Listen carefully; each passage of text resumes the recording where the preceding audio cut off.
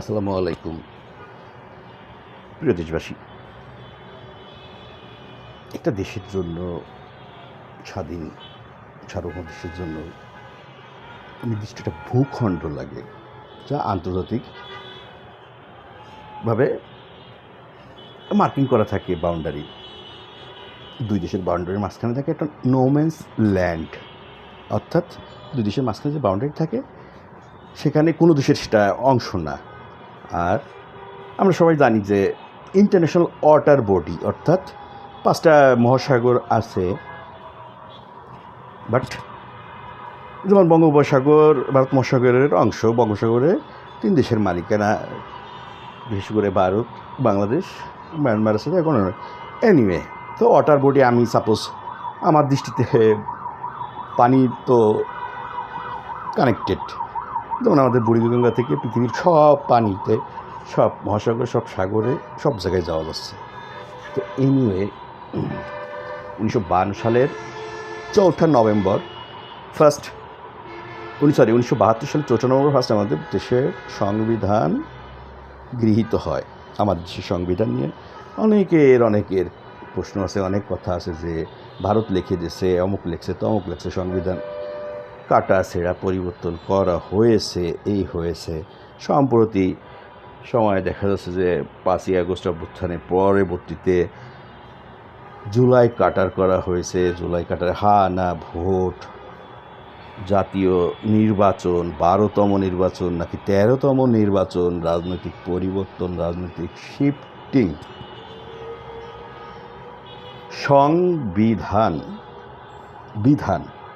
সংবিধান।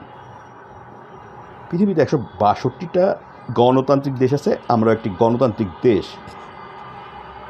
গণতান্ত্রিক সূতিকাগারে বলা হয় ইউনাইটেড কিংডম, গ্রেট ব্রিটেন। পৃথিবীর সবচেয়ে ছোট সংবিধান তাদের। পৃথিবীর সবচেয়ে বড় গণতান্ত্রিক দেশ ভারত, ইন্ডিয়া, সবচেয়ে বড় সংবিধান তাদের, এত মোটা বড়। তো পৃথিবীতে আজ এসব দেশ আছে সমাজতান্ত্রিক বা রাজতন্ত্র, বিভিন্ন প্যাটার্নের যে দেশ আছে, আমি মোটামুটি সংবিধান একটু পড়ার চেষ্টা করেছি, সব দেশের না, পৃথিবীর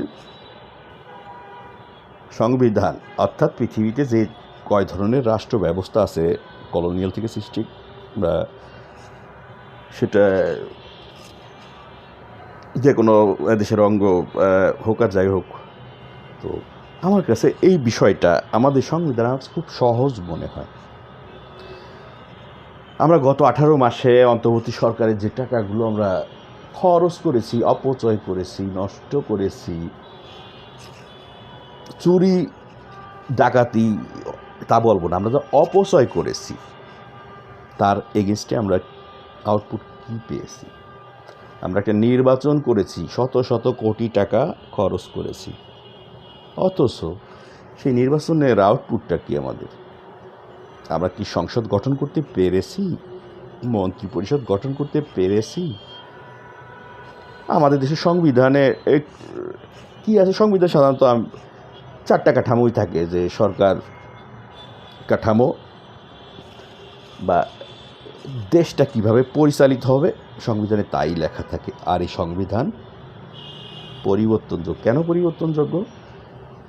কারণ সংবিধান বা আইন বানানো হয় মানুষের দ্বারা, অর্থাৎ আমাদের দ্বারা, মানুষের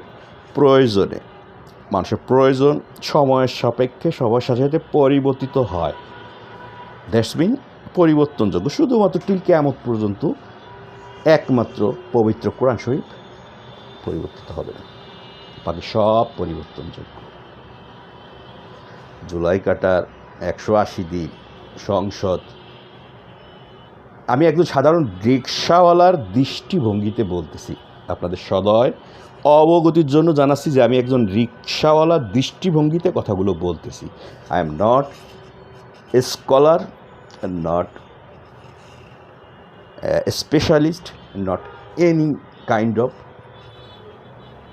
গভর্নমেন্টাল পার্সোনেল। আমি একজন রিক্সাওয়ালা সাধারণ জনগণের দৃষ্টিভঙ্গিতে বলতেছি। আমার কাছে খুব সহজভাবে মনে হয় এই সংবিধান করতে যে আমরা হাজার হাজার কোটি টাকা নষ্ট করছি। আমাকে দায়িত্বটা দেন, আর আমি সাথে একটা টিম নিব, যে টিমটা বা যেটা আজকে বলেছি যে জোকস করে, বাট আমি জোকস করে বললেও সেটার ভিতরে অনেক সিরিয়াস জিনিস থাকে। যেমন ঢাকা 13 আসনের নবনির্বাচিত সংসদ সদস্য যিনি, তিনি যে মন্ত্রণালয়ের স্টেট মিনিস্টারের দায়িত্ব পেয়েছেন, তাকে বললাম আমি আজকে একটা সাবমেশিন গান দেবো আপনাকে রাত্রে, তা আপনি এটা অ্যাসেম্বল করে নিয়েন। তো ওই সাবমেশিন গানগুলো থেকে আমি কিছু পার্টসপাতি নেব, একটা টিম গঠন করব, আমি সংবিধান আমি লিখব, আমাদের দেশের সংবিধান লেখার পরে জুলাই কাটার বিগত দিন, স্বাধীনতা 15 বছর, 17 মাস, বিচার বিভাগ, আইন বিভাগ, সরকার বিভাগ, আশা করি 20 কোটি মানুষ মেনে নেবেন, কোশ্চেন করতে পারবেন না। But who I am a street বয়।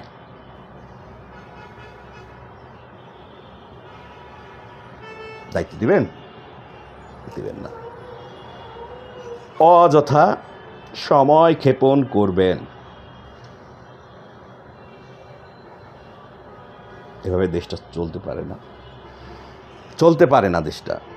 কে ক্ষমতায় আছে, কে ক্ষমতায় নাই, কে ব্যাকডোরে আছে, কে স্টেট কি ডিপ স্টেট, কে পদ্মার আড়ালে আছে, কে অন্তর্বর্তী সরকার দেশ চালাচ্ছে কি না, মন্ত্রিপরিষদ চালাচ্ছে কি না, মন্ত্রিপরিষদ কীভাবে গঠিত হইল, কোনো প্রশ্নই আমি এখন করলাম না। আমি সংবিধান নিয়ে, একটা দেশের সংবিধান মোস্ট ইম্পর্ট্যান্ট, বাট আমাদের কাছে এটা গুড ফর নাথিং, বিকজ কাগজ কলমে যাহা আছে তাহা আমরা কেউ পালন করি না, মানি না। কখন মানি? ব্যক্তি রেষারেষিতে মানি। Am I right or wrong? প্রশ্ন করেন আপনি আপনাকে, চার্জ করেন আপনি আমাকে। বাংলাদেশে 20 কোটি মানুষের উদ্দেশ্যে আমি বললাম। তাহলে কী সংবিধান আমরা বানাবো? যে সংবিধান মানবো না, তাহলে বানাই লাভ কি আমাদের? আর এইভাবে কতদিন চলবে? দেশটা নষ্ট হবে। আর এইভাবে দারিদ্র, তার ভিতরে আমরা নিমজ্জিত হচ্ছি। দুর্ভিক্ষ সামনে আসতেছে। মন্ত্রী পাড়া, এমপি পাড়া, বাড়ি গাড়ি কিছু থাকবে আপনাদের যখন আমার পেটে খাবার থাকবে না, যখন আমার বাচ্চার দুধের টাকা আমার পকেটে থাকবে না, তখন কি আমি মিন্ট রোড চিনব? আমি কি চিনব তার জন্য বুলেট প্রুফ গাড়ি 10টা কিনা হয়েছে? আমি কি এটা চিনব না। অথবা ওই সিচুয়েশনে দেশটাকে দিয়েন না। Good for nothing. সংবিধান মানুষের জন্য, সংবিধান মানুষ বানায়। দেন আমাকে দায়িত্ব। 20 কোটি মানুষ করে প্রশ্ন করতে পারবে না। জুলাই কাটার, জুলাই ইস্যু, অমক তমক 180 দিন। I challenge Ali Riaz sir, I challenge you. এই হিম্মত সুজনের আছে যে 120 কোটি মানুষকে প্রশ্ন করতে পারবেন না। সব রাজনৈতিক দল মেনে নেবেন, অখুশি হলেও মেনে নেবেন। মূল ভিত্তি সংবিধানের আমাদের 4টা। এহার বাইরে